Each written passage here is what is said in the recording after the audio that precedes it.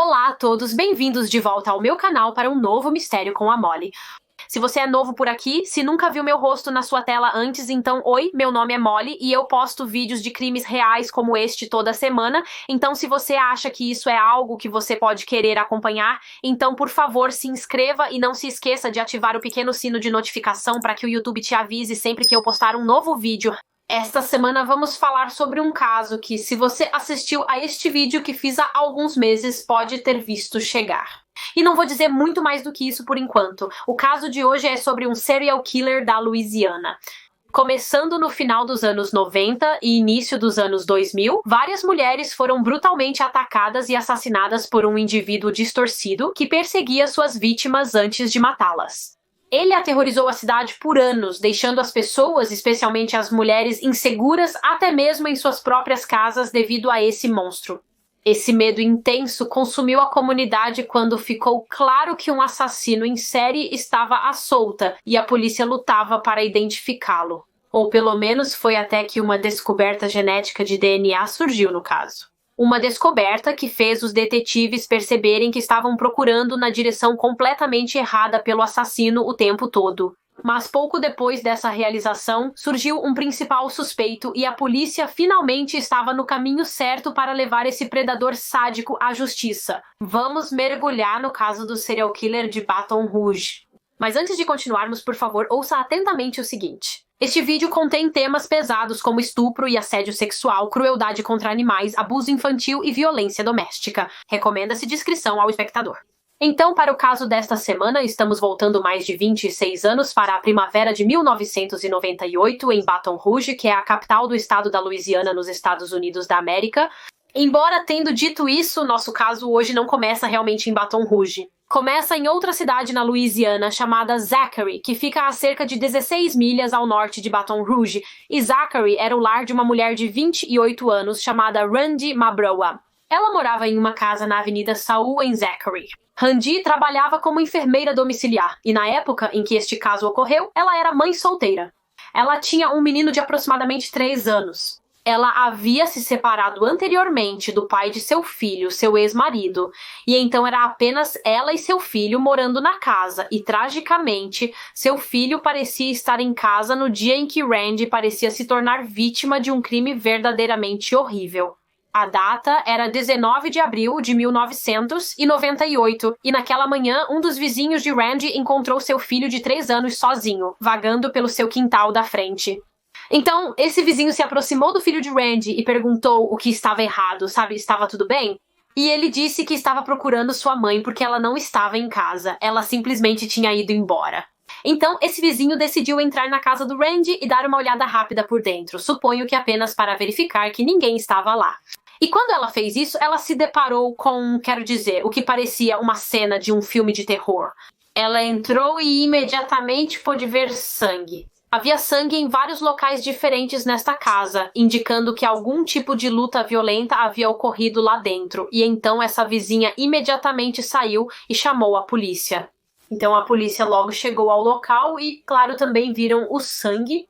Havia sangue no quarto do Randy, nas paredes, no corredor. Havia marcas de arrasto no sangue, onde Randy claramente havia sido arrastada por seu agressor. Ficou claro que Randy foi vítima de um ataque brutal. A polícia encontrou uma das lentes de contato de Randy no chão em meio ao sangue e tufos de cabelo arrancados durante a luta.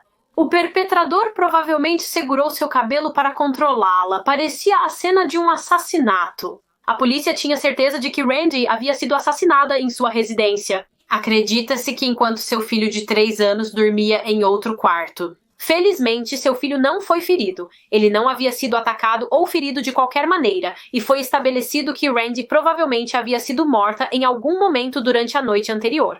Fontes afirmam que na noite anterior, no dia 18 de abril, ela e seu filho voltaram para casa por volta das 7 da noite, depois de terem ido a uma loja de vídeos local, e claro, seu filho foi encontrado vagando pelo quintal da frente pelo vizinho na manhã seguinte. Então, o que quer que tenha ocorrido com Randy deve ter sido naquela noite. Além de fazerem nota do sangue encontrado no local, os detetives também notaram que não havia sinais de entrada forçada. Então, talvez Randy tenha deixado a porta destrancada por acidente ou algo assim. Ou talvez ela tenha deixado o agressor entrar em casa.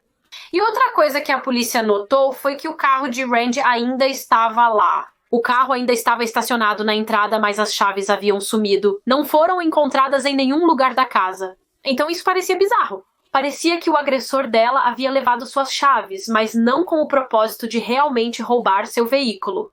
Eles só queriam as chaves dela, mas por quê? Eram algum tipo de troféu para o perpetrador ou algo assim?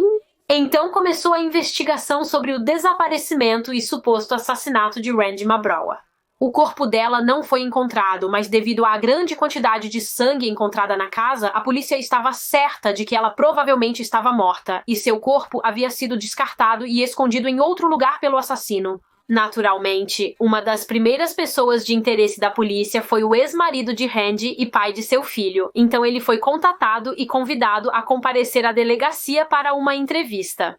No entanto, ele foi descartado como suspeito quando a polícia descobriu que ele nem estava no estado da Louisiana no momento em que este caso ocorreu, então ele tinha um álibi. Ele não poderia ter estado envolvido. Eles continuaram investigando outras pessoas na vida de Randy, particularmente os homens, mas nunca conseguiram ligar nenhum deles ao crime, então parecia que seu agressor provavelmente era um completo estranho para ela, mas exatamente quem era esse estranho, a polícia não tinha ideia e, infelizmente, o caso de Randy Mabroua começou a esfriar. A polícia nunca a encontrou, nunca recuperou seu corpo e nunca encontrou seu assassino, e então avançamos para alguns anos depois, em setembro de 2001, outro crime muito semelhante pareceu ocorrer, mas desta vez na cidade de Baton Rouge. Foi no dia 24 de setembro de 2001 quando a preocupação foi levantada sobre o bem-estar de uma mulher de 40 anos chamada Gina Wilson Green. Gina morava na Avenida Sanford, em Baton Rouge, e trabalhava como enfermeira, e era isso que ela deveria estar fazendo no dia 24 de setembro. Ela deveria estar em seu turno de trabalho. No entanto, ela nunca apareceu, o que, pelo que eu posso entender, era muito fora do comum para Gina, e então um de seus colegas decidiu passar em sua casa apenas para verificar se ela estava bem. E quando este colega chegou em sua casa, ele descobriu que a porta da frente de Gina estava destrancada e então ele entrou, começou a andar pela casa até finalmente chegar ao quarto de Gina e lá ele encontrou Gina Wilson Green morta. Ela havia sido brutalmente espancada e estrangulada até a morte em sua própria casa e também havia sido estuprada por seu agressor, indicando que o motivo do assassinato era sexual. Então a polícia foi imediatamente contatada e enviada para o local e eles notaram alguns sinais claros de luta na casa. Então, por exemplo, no corredor eles notaram que o tapete estava meio desarrumado, ele tinha sido empurrado contra a parede em vez de estar estendido, o que sugeriu que Gina talvez tenha corrido sobre ele com pressa para fugir de seu agressor. Eles também conseguiram eventualmente estabelecer que alguns pertences de Gina estavam faltando em sua casa. O celular e as chaves do carro da vítima estavam desaparecidos, apesar do veículo permanecer estacionado na entrada da casa dela. Isso sugeria que o assassino os havia roubado. Assim como no caso de Randy Mabroua, as chaves do carro dele também foram levadas de sua casa, mesmo que o veículo tivesse sido deixado na propriedade. Então havia semelhanças aqui, havia semelhanças entre esses dois casos e ainda assim a polícia na época não fez essa conexão. Eles não perceberam que esses dois assassinatos podem ter sido ligados e cometidos pelo mesmo homem, e eu acho que a principal razão para isso foi, bem, em primeiro lugar, eles obviamente ocorreram com alguns anos de diferença. Acredita-se que Randy foi morto em abril de 1998 e Gina foi morta em setembro de 2001. Além disso, ocorreram em cidades distintas, sob jurisdições diferentes. O caso de Randy aconteceu em Zachary e estava sendo tratado pela polícia de Zachary. E o caso de Gina aconteceu em Baton Rouge e estava sendo investigado por detetives de Baton Rouge. Então sim, a conexão não foi estabelecida naquele instante. Infelizmente, assim como o caso de Randy, o assassinato de Gina também permaneceu sem solução. A polícia tinha uma peça-chave de evidência no caso de Gina, eles realmente tinham o DNA do assassino dela, Vestígios de DNA masculino foram recuperados do corpo dela durante a autópsia e eles também tinham informações da mãe de Gina Wilson Green, que disse que sua filha havia expressado para ela apenas dias antes de seu assassinato que sentia que estava sendo observada. Ela sentia como se alguém estivesse observando-a o tempo todo, indicando que o assassino provavelmente perseguia Gina antes de atacar. No entanto, na época, infelizmente, essas informações e as evidências de DNA não os aproximaram de identificar o perpetrador. E como mencionei, o caso ficou sem solução. Mas apenas 8 meses após o início da investigação do assassinato de Gina Wilson Green, a polícia de Baton Rouge parecia ter outro homicídio semelhante em mãos. No dia 31 de maio de 2002, uma jovem chamada Charlotte Murray Pace foi encontrada horrivelmente assassinada em sua casa por sua colega de quarto. Charlotte tinha apenas 22 anos e era recém-formada na faculdade. Ela literalmente havia recebido seu mestrado em administração de empresas apenas uma semana antes de ser estuprada e morta. Mais uma vez, a vítima foi brutalmente atacada em sua própria casa. Havia muito sangue lá dentro. Acredito que Charlotte foi encontrada morta em seu quarto e havia sangue por todas as paredes, por todo o chão, até no teto. Havia respingos de sangue no teto de onde Charlotte havia sido esfaqueada repetidamente com uma chave de fenda. Na verdade, foi determinado que ela sofreu cerca de 81 golpes de faca no total. 81 vezes esse assassino enfiou a chave de fenda no corpo de Charlotte, o que indica uma quantidade incrível de raiva. A quantidade de violência usada para matar Charlotte é simplesmente insana, mas meu Deus, essa garota lutou. Foi notado durante a autópsia que Charlotte tinha ferimentos defensivos por todo o corpo, onde ela tentou com todas as forças se defender dele. E ela era uma jovem fisicamente apta e forte, então ela realmente lutou até o fim.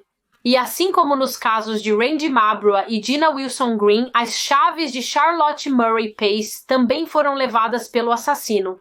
Felizmente, vestígios de DNA masculino também foram obtidos no caso de Charlotte. O DNA do assassino foi encontrado em seu corpo. E quando foi comparado ao DNA do assassino de Gina Wilson Green, o que você acha? Era uma correspondência. A polícia agora sabia que o mesmo homem havia matado as duas mulheres. Estavam lidando com um atacante em série em Baton Rouge. E foi após isso que uma força-tarefa foi oficialmente montada em Baton Rouge, que incluía vários policiais e até mesmo o FBI se envolveu. Todos começaram a trabalhar juntos para tentar pegar esse assassino. E acredito que foi por volta dessa época que o caso de Randy Mabrough de Zachary finalmente foi ligado aos assassinatos de Gina e Charlotte. Infelizmente, eles não tinham DNA masculino do corpo de Randy para poder comparar com o DNA encontrado nos casos de Gina e Charlotte, porque, como sabemos, o corpo de Randy nunca foi encontrado. Mas, devido às semelhanças, a polícia acreditava fortemente que Randy também deve ter sido outra vítima deste serial killer.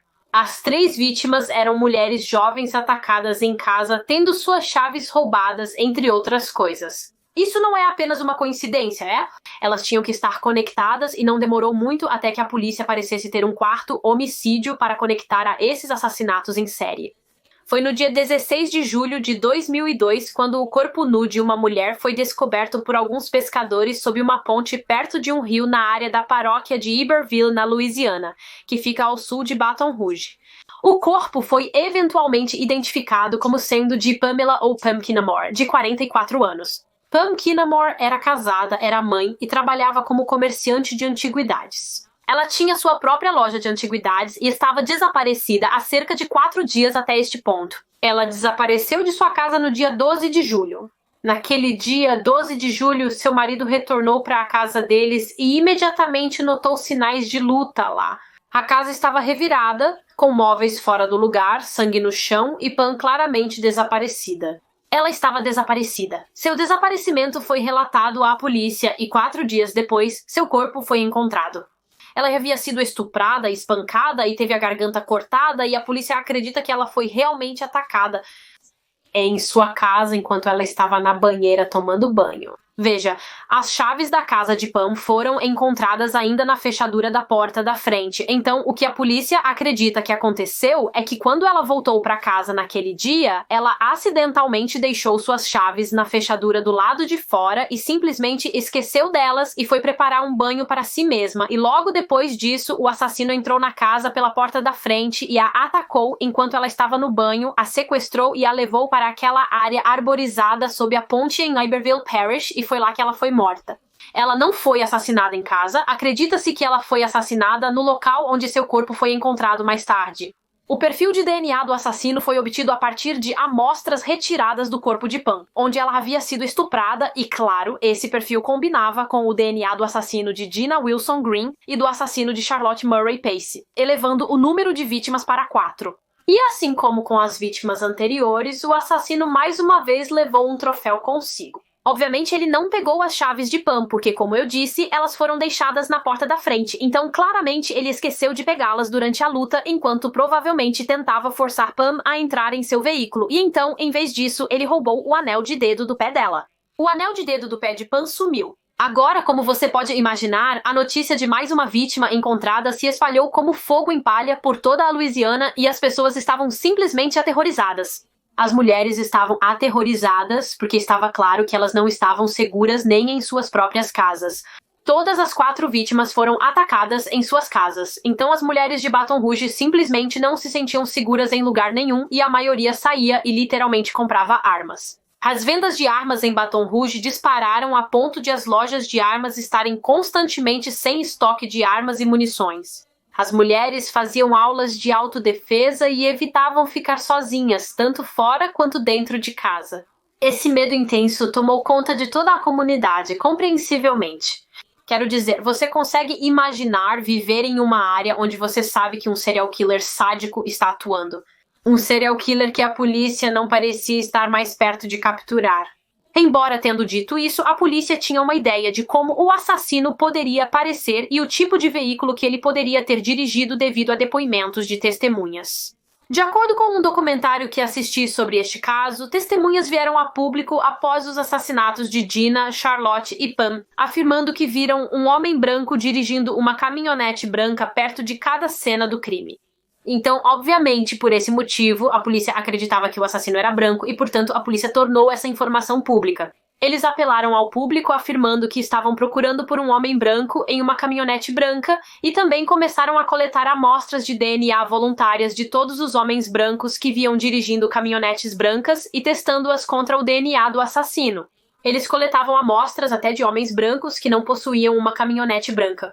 Eles coletaram centenas e centenas e centenas de amostras de DNA, mas não houve correspondência com nenhuma delas. Agora, apenas alguns dias antes de Pam Kinamore ser morta, no dia 9 de julho de 2002, uma mulher chamada Diane Alexander foi atacada em sua casa e havia novamente semelhanças entre o que aconteceu com ela e os assassinatos em série. No entanto, felizmente, Diane realmente viveu para contar a história. Ela sobreviveu. Diane morava na cidade de Broby Bridge, em Louisiana, que fica a menos de 50 milhas de Baton Rouge. E naquele dia fatídico, no dia 9 de julho, ela estava sozinha em casa quando, de repente, alguém bateu à sua porta. Era um homem, um estranho, e ele pediu a Diane se poderia entrar e usar seu telefone, porque estava perdido e precisava fazer uma ligação. Agora, parece que Diane estava relutante em deixar esse homem entrar, porque fontes afirmam que ele acabou forçando a entrada em sua casa e, uma vez lá dentro, ele a atacou. Ele começou a espancá-la, tentou estuprá-la e então começou a tentar estrangular Diane até a morte com um cabo de telefone. No entanto, felizmente, enquanto ele fazia isso, o filho de Diane chegou em casa. Ele estacionou seu carro na entrada da casa e o agressor ouviu isso. Ele tinha o carro e então ele fugiu imediatamente e Diane sobreviveu. Então, por causa da semelhança entre a tentativa de assassinato de Diane e os assassinatos em série, você sabe, o fato de ela ser uma mulher que foi atacada em sua própria casa, a polícia pensou que talvez ela fosse uma vítima do serial killer de Baton Rouge que eles estavam caçando. Ela era uma sobrevivente do assassino em série. Isso não aconteceu até Diane dar uma descrição de seu agressor para a polícia e ela afirmou que ele era um homem negro e este retrato falado dele foi criado com a ajuda de Diane. E como eu mencionei anteriormente, a polícia investigando os assassinatos em série acreditava que o assassino era branco e, portanto, parecia que o caso de Diane não estava conectado afinal. Mas o DNA confirmou que o próximo ataque foi apenas 4 meses após a morte de Pam Kinamore. Parecia que o assassino em série havia atacado novamente quando o corpo de uma jovem chamada Trenisha Jean Colon foi encontrado. Trenisha, de 23 anos, era soldado do exército, segundo fontes. Ela morava em Lafayette, na Louisiana, mas seu corpo foi encontrado por alguns caçadores em um campo em Grand Coteau, que fica a cerca de 1 hora de Baton Rouge. E aparentemente ela estava visitando o túmulo de sua mãe em Grand Coteau no momento de seu assassinato e foi atacada e morta no cemitério. Então isso pareceu mais um assassinato oportunista, ao contrário dos outros em que as vítimas foram atacadas e mortas em suas casas. O que a polícia aprenderia mais tarde sobre o assassino, uma vez que ele foi identificado, era que, na maioria das vezes, ele passava tempo observando e perseguindo suas vítimas antes de eventualmente matá-las. Mas, como eu disse, claramente não foi o caso com Trenisha. O perpetrador apenas aconteceu de vê-la no cemitério e decidiu, naquele momento, atacar. Trenisha foi estuprada e espancada até a morte, e de acordo com uma fonte, o assassino usou um galho de árvore. O corpo dela estava sem um dos anéis, indicando que foi roubado após ter sido espancada. E mais uma vez, DNA do corpo de Trenisha voltou como uma correspondência para o perfil de DNA do serial killer. 4 meses após seu assassinato, o número de vítimas do assassino aumentou novamente. Passou de 5 para 6 com o assassinato de Carrie Lynn Yoda. Carrie Lynn Yoda era uma mulher de 26 anos e uma estudante de pós-graduação. Ela frequentou a Universidade Estadual da Louisiana e estudou ciências biológicas e ecologia e morava em um apartamento em Baton Rouge e simplesmente desapareceu de seu apartamento no dia 3 de março de 2003. Ela havia sido sequestrada e 10 dias depois, no dia 13 de março, seu corpo foi encontrado em uma área conhecida como Whiskey Bay, na Louisiana, que não era muito longe da área onde Pam Kinamore foi descoberta. Carrie havia sido estuprada, espancada e, de acordo com um artigo, também asfixiada. E sei que você pode prever o que direi em seguida. Claro, vestígios do DNA do agressor foram recuperados do corpo de Carrie e foi estabelecido que correspondia ao DNA encontrado nas vítimas anteriores. Foi após a descoberta do corpo de Carrie Lynn Yoda que os detetives tiveram um grande avanço no caso, um avanço chocante, na verdade, algo que eles não esperavam. Eles basicamente enviaram o perfil de DNA do assassino para um laboratório de crimes na Flórida para que testes genéticos fossem realizados, na esperança de que a polícia pudesse, aprender mais sobre a ascendência e herança do assassino, e os resultados desses testes mostraram que o assassino era, na verdade, 85% africano. O assassino era provavelmente um homem negro, não um homem branco. Todo esse tempo, a polícia acreditava que estava procurando por um homem branco por causa dos relatos de testemunhas que viram um homem branco em uma caminhonete branca perto de algumas das cenas do crime. Eles dedicaram todo aquele tempo e esforço para coletar amostras de DNA praticamente apenas de homens brancos e informar ao público que estavam procurando por um indivíduo branco. E todo o tempo era um homem negro que eles deveriam ter procurado de fato. Então, como você pode imaginar, isso foi um grande revés e fez a polícia repensar repentinamente o caso de Diane Alexander.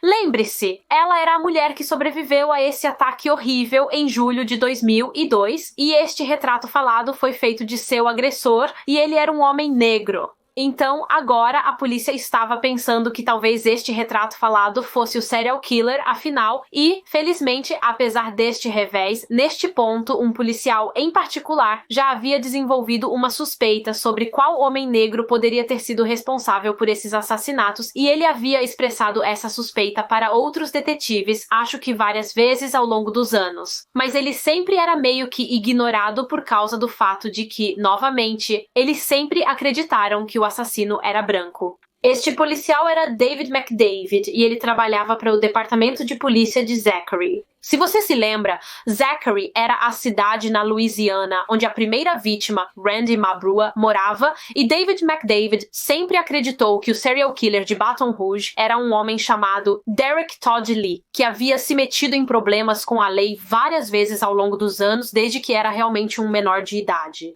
E a razão pela qual o oficial McDavid suspeitava dele como sendo o serial killer era por causa de um crime particular que acreditava-se que Derek Todd Lee havia cometido em 1993. Cerca de 5 anos antes, acredita-se que a série de assassinatos começou com Randy Mabrua.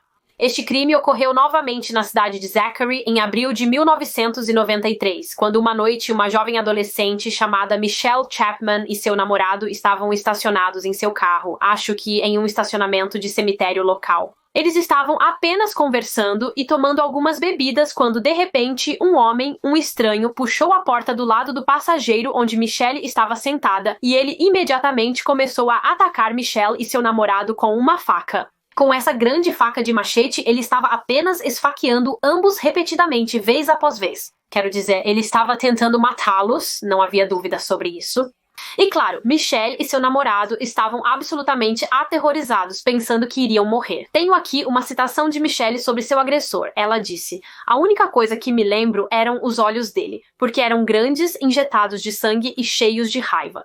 Felizmente, logo após o início do ataque, o agressor se assustou ao notar os faróis de um carro entrando no cemitério. Eram, na verdade, os faróis de um carro de polícia. Por sorte, um policial estava, acho, apenas dando voltas naquela área em Zachary naquela noite, em patrulha, e ao ver esses faróis, o agressor fugiu imediatamente do local. Mas não antes de roubar algo das vítimas. Antes de fugir, ele se esticou e pegou as chaves do carro das vítimas. Ele tinha que garantir que sairia com aquelas chaves. E foi exatamente isso que ocorreu em vários assassinatos anos depois. O assassino roubou as chaves das vítimas. Michelle e seu namorado foram rapidamente levados ao hospital e, apesar das graves lesões, felizmente ambos sobreviveram ao ataque. Graças a Deus pelo policial que por acaso entrou no cemitério no momento certo, porque se não tivessem, com certeza teriam morrido. Como eu disse, o agressor estava claramente tentando matá-los naquela noite. Michelle Chapman deu uma descrição do assassino. Ela disse que ele era negro, barbeado, tinha uma aparência muito limpa, parecia estar bem vestido, ela acreditava que ele tinha um bigode, e com a descrição dela, esse esboço composto do agressor foi criado. Infelizmente, na época, isso não ajudou a progredir o caso de maneira alguma, e a tentativa de assassinato de Michelle e seu namorado esfriou e permaneceu sem solução. Mas então, avançamos para julho de 1997, mais de 4 anos depois, e foi quando o Departamento de Polícia de Zachary recebeu relatos de um rondador no bairro de Oak Shadows, em Zachary. Havia um tom espião, um homem andando ao redor das casas, olhando pelas janelas das pessoas e observando mulheres jovens. Então a polícia respondeu a esses relatórios e, felizmente, eles conseguiram pegar o tom espião e ele foi identificado como sendo nada menos que Derek Todd Lee, que tinha cerca de 29 anos naquela época. Então Lee foi preso por esse crime e foi condenado pela acusação de tom espião. Ele foi sentenciado a 2 anos em liberdade condicional. Ele não foi preso, apenas recebeu liberdade condicional. E foi após sua prisão por isso que o policial de Zachary, David McDavid, percebeu que Derek Todd Lee se parecia muito com o esboço composto do homem que atacou Michelle Chapman e seu namorado no cemitério anos antes. Ele começou a pensar que talvez também fosse responsável por aquele crime. E então, com essa teoria em mente, o oficial McDavid pediu a Michelle que fosse à delegacia para fazer um reconhecimento fotográfico para ver se ela identificaria Derek Todd Lee como o homem que tentou matá-la e ao seu namorado. E com certeza, ela fez. Apesar do fato de terem se passado mais de 4 anos, ela imediatamente apontou para a foto de Lee e disse: "É ele. Esse é o homem que a atacou." Ela tinha certeza disso, e então a polícia pretendia prendê-lo por este ataque. No entanto, eles não conseguiram porque, na época, o prazo de prescrição para acusações de tentativa de homicídio era de 5 anos, o que significa que, uma vez passados 5 anos desde que o crime foi cometido, a polícia não pode mais obter um mandado de prisão e ninguém pode ser processado. E, quando Michelle Chapman identificou Lee em uma linha de fotos, já haviam se passado mais de 5 anos, infelizmente. Mas a polícia ainda foi falar com ele, com Derek Toddley, por volta dessa mesma época, não pelo ataque no cemitério, acredito, mas na verdade pelo assassinato de Randy Mabrua. Como sabemos, ela foi morta apenas no ano seguinte à prisão de Lee pela acusação de voyeur em abril de 1998. E na época do assassinato de Randy, ele foi realmente visto como uma pessoa de interesse porque morava não muito longe de onde Randy morava e foi sequestrado. Então, após o assassinato de Randy, a polícia foi à casa de Lee para falar com ele e ele deixou a polícia entrar. Ele até disse que a polícia poderia olhar ao redor de sua casa, então inicialmente ele parecia ser muito cooperativo. Ou pelo menos foi até o oficial McDavid começar a olhar dentro do armário de Lee. E enquanto o oficial McDavid estava fazendo isso, ele podia sentir Derek Toddley bem atrás dele, observando-o de perto. Então ele se virou e pediu a Lee para, recuar um pouco, dar um passo para trás. E foi quando Lee começou a parecer bastante desconfortável. E ele pediu aos oficiais para saírem de sua casa. Ele não queria que eles revistassem mais. Então ficou claro para os oficiais que a revista em seu armário o deixava muito, muito nervoso e tenso. Por que isso? Havia algo no armário que ele não queria que eles encontrassem evidências relacionadas ao assassinato de Randy, talvez se ele fosse o responsável. Claro, porque Derek Toddley havia voluntariamente deixado os oficiais entrarem em sua casa, eles tinham que fazer o que ele disse. Eles foram obrigados a sair, pois não tinham um mandado de busca que permitisse vasculhar a casa sem consentimento. Como não tinham aquilo, precisaram partir. Eles perguntaram a Lee se ele daria voluntariamente uma amostra de DNA antes de partirem, mas ele também se recusou a fornecer seu DNA. E esse encontro com Derek Toddley sempre deixou o oficial McDavid muito desconfortável. Ele tinha um mau pressentimento sobre esse homem. Nos anos seguintes, enquanto os assassinatos em série de Baton Rouge ocorriam, ele sempre lembrou disso. Uma intuição, suponho, de que Derek Toddley era o responsável, mas nunca houve evidências para provar isso. Mas antes de continuarmos com o caso, deixe-me contar um pouco mais sobre Derek Toddley, sobre sua origem, sua criação e sua vida até este ponto. Derek Toddley nasceu em 5 de novembro de 1968 em St. Francisville, Louisiana. Seu pai se chamava Samuel e sua mãe se chamava Florence, embora seu pai Samuel não tenha ficado por muito tempo na foto. Ele lutou com muitos problemas de saúde mental diferentes e era um homem muito violento. E, de fato, ele havia sido enviado para a prisão por tentar matar a ex-esposa de seu pai, então suponho que sua ex-madrasta. Então, devido a essas razões, Derek Toddley, ele nunca teve realmente muito de um relacionamento com seu pai biológico. Eu acredito, no entanto, ele teve um padrasto, sua mãe se casou novamente quando Derek ainda era muito jovem, então ele foi criado por sua mãe e seu padrasto, mas parece que seu padrasto também poderia ser um indivíduo muito violento. Aparentemente, ele costumava bater em Derek enquanto sua mãe apenas assistia, então havia muito abuso em casa. Ele realmente não tinha uma vida doméstica muito agradável e, infelizmente, ele não tinha nenhuma forma de escapismo quando ia para a escola também. Ele não tinha uma boa vida escolar. Diziam que Derek Toddley tinha um quociente de inteligência bastante baixo, o que significava que ele era colocado nessas aulas de educação especial e era terrivelmente intimidado por isso. Seus colegas zombavam dele e o chamavam de estúpido e de retardado. Eles também zombavam dele porque ele chupava o polegar na aula. Aparentemente, ele até chamava a professora de mamãe e eles o intimidavam por isso. E acredita-se que essa intimidação que ele sofria tanto na escola quanto em casa é o que eventualmente levou ao desenvolvimento de problemas de raiva. E ele começou a agir de maneira inadequada desde muito jovem e a exibir comportamentos muito inapropriados. Como, por exemplo, espiar. Ele se tornou um voyeur. Acredita-se que por volta dos 6 anos de idade. Ele começou a observar secretamente meninas e mulheres, espionando-as quando era incrivelmente jovem. E quero dizer, como sabemos, esse comportamento continuou até a sua idade adulta. Além disso, quando criança, ele também era conhecido por maltratar animais. Ele os torturava. Comportamento típico de serial killer. Na adolescência também começou outros crimes. Na verdade, com apenas 13 anos, em 1981, ele foi preso por vandalismo, invasão e roubo de uma loja de doces e também por agredir uma mulher, acredito eu. E ao longo dos anos ele continuaria a ser preso várias vezes. Ele era bem conhecido pela polícia. Ele continuaria a ser preso por diferentes roubos e furtos. Ele também foi preso por perseguição e voyeurismo. Outra vez ele foi preso por, acho que, fraude de seguro. Ele basicamente incendiou seu próprio carro porque queria reivindicar o dinheiro do seguro dele, mas obviamente esse plano falhou. Mas sim, no geral, ele estava constantemente em apuros com a lei. Em 1988, então quando Derek Todd Lee tinha 20 anos, ele conheceu uma mulher chamada Jacqueline e eles se casaram e tiveram 2 filhos juntos. Mas ele não tratou Jacqueline muito bem. Ele era muito abusivo, podia ser fisicamente violento com ela. Em um determinado momento, ele até ameaçou o pai dela com uma arma e, além disso, ele constantemente traía Jacqueline. De acordo com relatórios, ele tinha sua esposa e então ele teria namoradas à parte e em janeiro do ano 2000 ele agrediu uma dessas namoradas em um estacionamento. Ele a atacou quando ela o acusou de flertar com outra mulher em um bar onde estavam. Ele foi preso por essa agressão e foi condenado e sentenciado a 1 ano de prisão. E acontece que, enquanto ele estava na prisão, nenhum dos assassinatos que a polícia agora teorizava que ele era responsável ocorreu. O assassinato de Randy Mabrawa, obviamente, ocorreu em 1998, antes de ele ser enviado para a prisão, e o próximo assassinato da vítima, Gina Wilson Green, ocorreu apenas meses após sua libertação da prisão, em setembro de 2001. Isto é, ele se encaixava na linha do tempo de todos os homicídios.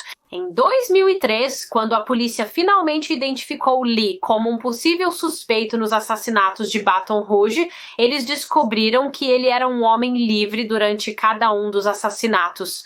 Como sabemos, ele foi preso por diferentes crimes frequentemente e estava sempre entrando e saindo da prisão, mas nos dias em que cada assassinato ocorreu, ele estava fora da prisão, então ele teve a oportunidade de cometer todos eles, mas é claro que isso por si só não é uma evidência concreta de que ele era o assassino. A polícia exigia provas bem mais contundentes. O que eles precisavam era do DNA dele para testar contra o DNA do serial killer. Mas, como sabemos, ele já havia se recusado a fornecê-lo voluntariamente. Agora, alguns de vocês podem estar se perguntando como eu estava quando pesquisava esse caso, se Derek Todd Lee já era um criminoso condenado até esse ponto, por volta de 2003, então a polícia já não tinha o DNA dele em arquivo. Não estava registrado em nenhum sistema ou banco de dados, como o Combined DNA Index System. Bem, parece que a resposta para essa pergunta foi: não, deveria ter sido. Ele deveria ter sido coletado para seu DNA, gostasse ou não, quando foi enviado para a prisão por agredir sua namorada em janeiro de 2000, mas não foi. E a única explicação que eu pude encontrar para isso online veio de um artigo que diz, citação, uma lei estadual de 1997 exige que perfis de DNA sejam obtidos de criminosos condenados, mas nos anos seguintes nenhum dinheiro foi reservado para pagar por essa tarefa. Quando Lee foi preso por agressão em um bar em janeiro de 2000, seu DNA não foi coletado. Eles não tinham a amostra de DNA dele, pois ele já havia se recusado a entregá-la voluntariamente. Mas, felizmente, a polícia não precisava que ele estivesse disposto para isso. Por causa de seu histórico de atividades criminosas e violência e o fato de eles terem conseguido provar a um juiz que Derek Todd Lee teve a oportunidade de cometer todos os assassinatos, o tribunal concedeu permissão para que uma amostra compulsória de DNA fosse retirada de Lee. Agora, ele era legalmente obrigado a fornecer seu DNA. E então, em maio de 2003, apenas 2 meses após o assassinato de Carrie Lynn Yoda, a polícia foi ao endereço de Lee, mostraram-lhe a intimação que haviam adquirido para sua amostra de DNA. E, claro, não havia nada que ele pudesse fazer. Então ele teve que cumprir. Após isso, suas amostras foram imediatamente enviadas para o laboratório criminal para testes e 2 semanas depois os resultados estavam prontos. O perfil de DNA de Derek Todd Lee era uma correspondência exata com o DNA encontrado nos corpos de Gina, Charlotte, Pam, Trenisha e Carrie. A polícia finalmente tinha as provas para confirmar o que acreditavam, para provar o que o oficial David McDavid sempre acreditou, que Derek Todd Lee era de fato o serial killer de Baton Rouge e agora eles poderiam prendê-lo. Embora isso fosse algo difícil de provar, porque parecia que depois que ele foi obrigado a fornecer seu DNA, ele fugiu, o que por si só já grita culpa, não é? Então agora a polícia tinha que encontrá-lo, e felizmente eles conseguiram rastreá-lo através do seu celular. porque em um determinado momento, enquanto ele estava fugindo, ele ligou para a namorada e a polícia conseguiu rastrear o local de onde ele fez essa ligação e eles rastrearam até uma área em Atlanta, no estado da Geórgia, que fica a cerca de 7 horas e meia de carro de Baton Rouge. Então ele foi muito longe. Então a polícia na Geórgia o prendeu. Ele foi preso no dia 27 de maio de 2003 e foi extraditado de volta para a Louisiana. A polícia tentou entrevistar Derek, é claro, esperando que eles conseguissem uma confissão dele, mas ele basicamente se recusou a falar com eles e negou os assassinatos, negou seu envolvimento. Mas eu quero dizer que isso realmente não importava, porque eles tinham a prova de DNA agora que o ligava aos crimes e, na verdade, isso não era todas as evidências que tinham contra ele. Aparentemente, quando a polícia revistou a casa de Lee, eles descobriram vários itens que pertenciam à vítima. Então, é claro, eles encontraram conjuntos de chaves que sabemos que o assassino roubou, além de joias e celulares pertencentes às mulheres. Ele guardava os itens de suas vítimas como se fossem seus troféus. Para ele, cada item que ele roubou de cada vítima servia como um lembrete dos assassinatos que ele havia cometido e ele tirava prazer disso. Ele se orgulhava de sua coleção de troféus. Foi após a prisão de Derek Toddley que a polícia conseguiu ligar seu DNA a mais um homicídio ao qual eles não haviam conectado ele antes disso. Foi o assassinato de uma mulher chamada Jerilyn DeSoto. Ela tinha apenas 21 anos e foi morta em sua própria casa no dia 14 de janeiro de 2002. Ela morava em um trailer em West Baton Rouge Parish. Ela foi encontrada morta em seu trailer pelo marido e havia sido espancada na cabeça e esfaqueada com uma faca. E quando a polícia estava investigando o assassinato dela na época, o marido dela era considerado o principal suspeito no caso, porque aparentemente havia alguns problemas domésticos entre eles anteriormente, então eles realmente acreditavam que ele era o responsável. Isso foi até o ano seguinte, quando testes de DNA revelaram que Derek Todd Lee era de fato o perpetrador. Jerilyn DeSoto foi outra de suas vítimas, mas a conexão simplesmente não foi feita até depois de sua prisão. Foi também após sua prisão que Derek Todd Lee finalmente foi definitivamente ligado ao caso de Randy Mabrua em 1998.